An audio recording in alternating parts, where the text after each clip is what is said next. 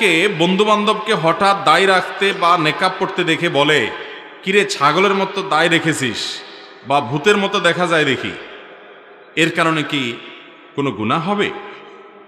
ভাইয়ের আমার, আল্লাহ মাফ করুক, অনেকে রসিকতা করে এই কাজটা করেন। এতে শুধু গুনাহ হওয়ার ব্যাপার না, এতে পরিষ্কারভাবে ঈমানটা নষ্ট হয়ে যাবে। আপনি দাড়ি রাখেন নাই, এর কারণে আপনার ঈমান যাবে না ভাই। আপনি নামাজ পড়তে অবহেলা করেন, আপনার ঈমান এক কথা চলে যাবে না ভাই। আপনি নিজে পর্দা করেন না, বোরকা পরেন না, ঈমান যাবে না ভাই। গুনাহ হবে, এই গুনাহ আল্লাহর কাছে মাপ চাইলে আল্লাহ মাফ করতেও পারেন, সেটারও সুযোগ আছে।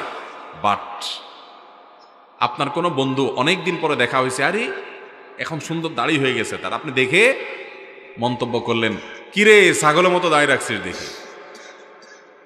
নবী করিম সাল্লাল্লাহু আলাইহি ওয়াসাল্লাম একটা সুন্নতকে তাচ্ছিল্য করছেন, শেষ ঈমান।